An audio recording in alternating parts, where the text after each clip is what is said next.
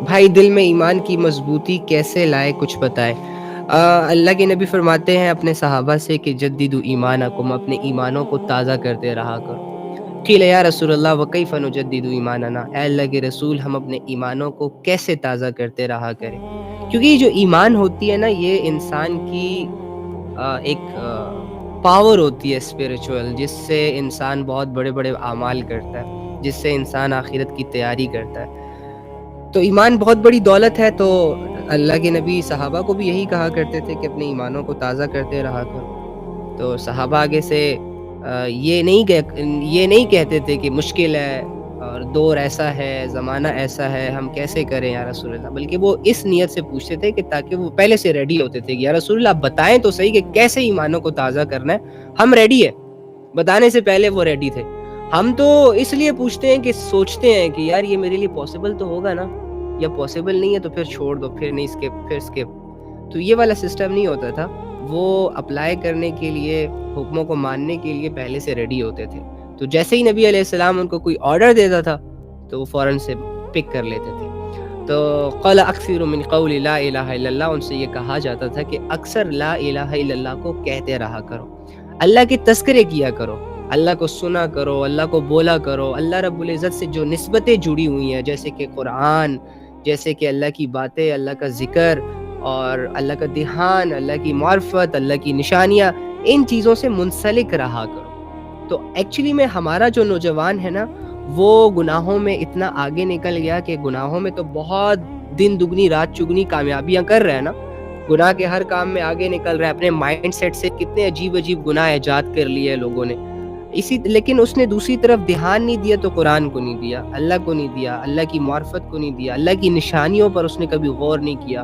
ساری زندگی بس بھیڑ بکریوں کی طرح گزر جاتی ہے، جس کی وجہ سے جو ایمان کی دولت ہوتی ہے وہ ہمارے سینوں سے نکل جاتی ہے، یا بہت تھوڑی رہ جاتی ہے، یا کمزور ہو جاتی ہے۔ تو ایمان لیول کو بڑھایا جاتا ہے اسے پہلے مضبوط کرنے کے لیے۔ بڑھے گا کیسے؟ جب آپ روزانہ ڈیلی بیسس پہ تھوڑا سا ٹائم نکالیں گے اپنے اللہ کے لیے، اور اس میں پھر ملاوٹ نہیں کریں گے، مطلب وہ پیورلی پھر اللہ کے لیے ہونا چاہیے، اس میں پھر کوئی دنیا کی ایکٹیویٹی نہیں ہونی چاہیے، آپ کا فوکس بھی اللہ کی طرف ہونا چاہیے، آپ کی پریورٹی بھی اس وقت اللہ ہونا چاہیے، اور بس آپ اور اللہ ہونے چاہیے، اس میں پھر کوئی دنیا کی ایکٹیویٹی نہیں آنی چاہیے۔ تو ڈیلی بیسس پہ اگر آپ 10 منٹ اللہ کو دینا سٹارٹ کر دیں تو آپ امیجن بھی نہیں کر سکتے کہ ایک مہینے کے اندر آپ کی زندگی میں کون سی تبدیلیاں رونما ہو سکتی ہیں۔ آج آپ کو اللہ کے نام سے خوف آ رہا ہے نا، تو ایک مہینے کے بعد آپ کو اللہ سے محبت ہو جانی ہے۔ آج آپ کو نمازیں مشکل لگ رہی ہیں، قرآن کا پڑھنا مشکل لگ رہا ہے، قرآن کو سننا مشکل لگ رہا ہے، اس کے بعد آپ پاگل ہو جائیں گے، اس کے بعد آپ کو چین نہیں آئے گا جب تک کہ آپ قرآن کو پڑھ نہ لیں، سن نہ لیں، سمجھ نہ لیں، عمل نہ کر لیں۔ آپ کی زندگی کا شعبہ بن جائے گا۔ اسلام بہت اٹریکٹیو چیز ہے، بہت اٹریکٹیو ہے، اور یہ دلوں کو پھیرتا ہے۔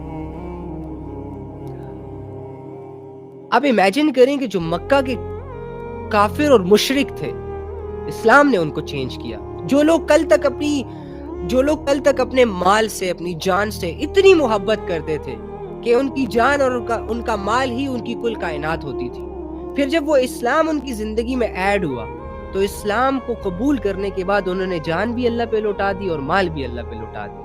یعنی دنیا کی ساری دولتیں، دنیا کی ساری شہرتیں، دنیا کی ساری اپرچونٹیز کو لات مار دی، اللہ کو پریورٹی سیٹ کیا۔ اسلام دلوں کو بدلتا ہے۔ اسلام کے اندر ایک عجیب اثر ہے، جس کو یہ سمجھ آ گیا نا، وہ اسلام کے بغیر پھر کسی مذہب کو چاہتے ہوئے بھی قبول نہیں کر سکے گا۔ آپ کے کتنے سارے نان مسلمز ہوتے ہیں جو اسلام کو پڑھتے ہیں، پھرکتے ہیں، اور اس کو یقین کی نگاہوں سے جب پڑھتے ہیں تو وہ چیزیں، وہ باتیں ان کے دلوں پر اثر کرتی ہیں۔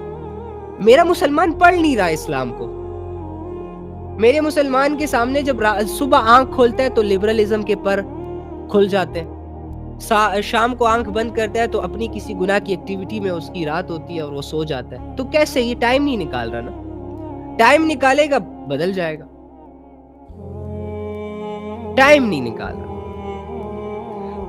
میں ایک اپیل کرتا ہوں، ایک ریکویسٹ کرتا ہوں سارے نوجوانوں سے کہ ٹھیک ہے، آپ نے جو کرنا ہے، جیسے کرنا ہے کریں، کنٹینیو رکھیں۔